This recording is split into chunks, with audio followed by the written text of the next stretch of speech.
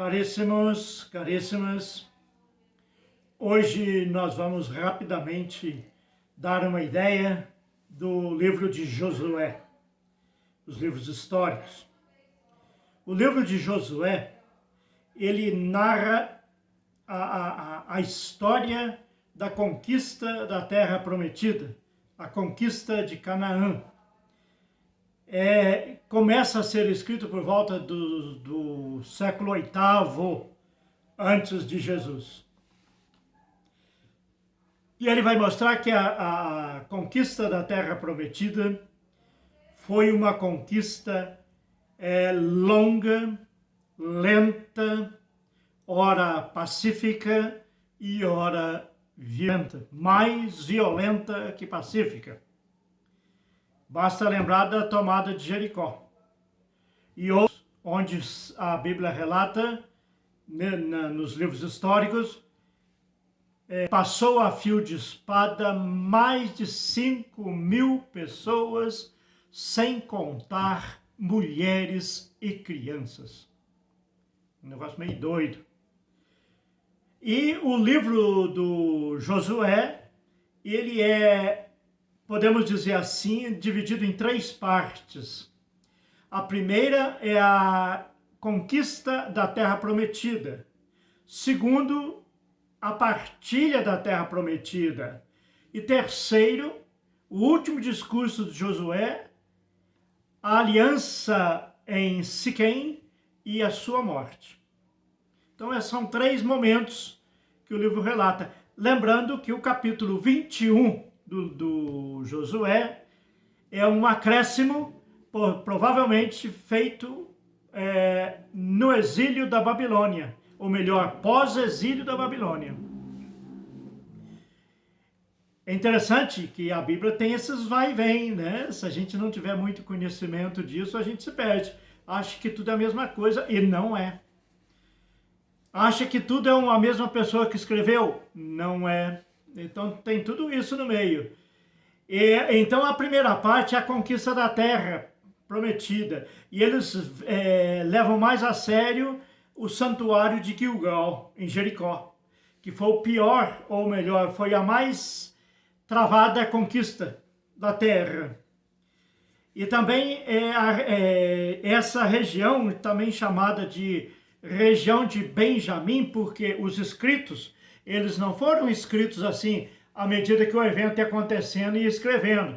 Tem um escritor que vai junto, escrevendo, fazendo atas de tudo que está acontecendo, de jeito nenhum. Essas escritas vieram bem depois. Era passado de pai para filho o que estava acontecendo, aquela luta. Alguma coisa já era escrita, outra não. Entende? Então, vem nessa parte aí, a primeira parte, vem sempre através da região de Gilgal, região de Benjamim. Ali se explicava tudo. Era uma tradição daquela região. Tudo explicava o porquê. E o livro que relata essa primeira parte do livro de Josué vai fazer isso. Vai dizer o porquê. Então, ele está sempre justificando.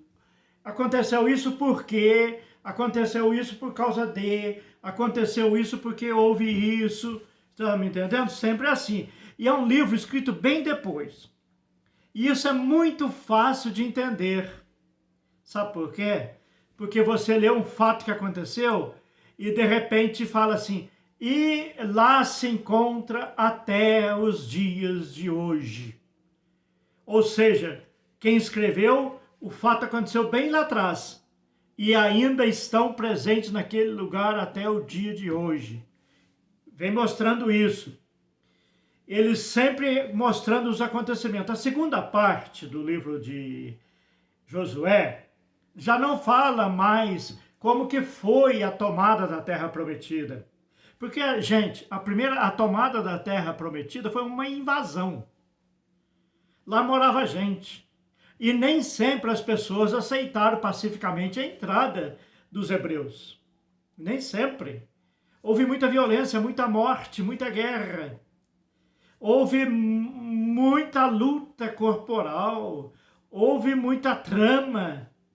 Ou numa guerra, a única coisa que vigora numa guerra é a mentira. A verdade numa guerra não acontece. Nós estamos tendo guerra na Ucrânia. A Rússia e a Ucrânia, nenhuma das duas falam a verdade, porque numa guerra, quanto mais mentira, mais ela prolonga e mais chance de um ou outro ganhar. Na guerra ninguém ganha. Não existe vitória numa guerra. O Império Romano mostrava as vitórias nas guerras. Que vitória? Se você matar uma pessoa, já não é mais vitória. Invadir aquilo que não é teu não é vitória. É domínio. Então, o povo de Deus, a segunda parte do livro do Josué, o povo de Deus vai falar sobre os lugares das conquistas. Vai falar que a partilha da terra, quem ficou com quem? Benjamim ficou com a região tal, assim por diante. Cada um com a sua região. E as fronteiras dessas tribos. Né? A circunscrição territorial de cada um vai explicar tudo isso. E na terceira parte é o fim da vida de Josué. Aí vai falar sobre o último discurso de Josué, que está lá no livro, o último discurso dele, as previsões que ele faz, os conselhos que ele dá, as avaliações que ele profere. Depois vai falar sobre as tribos e o retorno dessas tribos a Deus, a Javé, a alegria de estar na Terra Prometida mesmo, com toda a atrapalhada que houve. E o último, ele já disse, o último discurso, e a morte de Josué. Isso são as três conclusões da terceira parte do livro de Josué. O livro, então, quer mostrar, no seu contexto geral, o livro quer mostrar como foi a conquista da Terra Prometida. Os altos e baixos, os sofrimentos, as amarguras. Se a gente não tomar cuidado, a gente vai concordando com tudo, coisa que nem o autor sagrado concordava, ele apenas escreveu.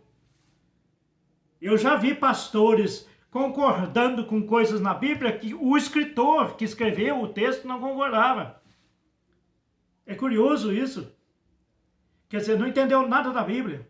Aquele texto que ele está lendo, quem escreveu não concordava, apenas relatou, para mais lá na frente fazer o discurso. Nunca, um conselho que eu dou, nunca leia uma frase isolada na Bíblia.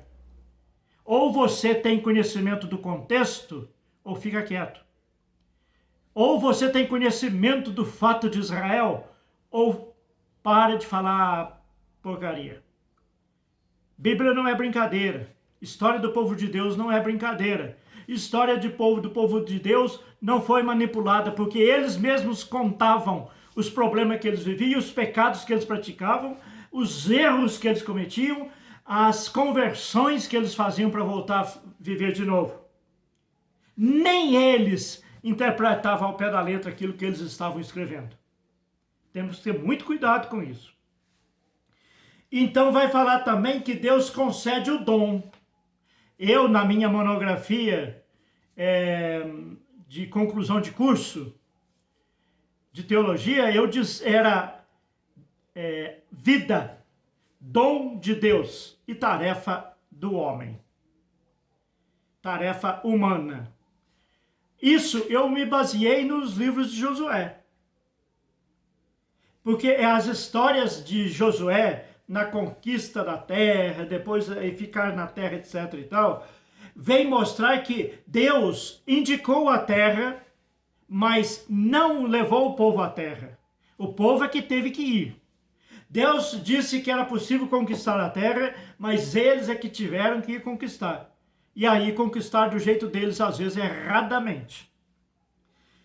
Então o livro vem dizer que a vida nossa é um dom que vem de Deus.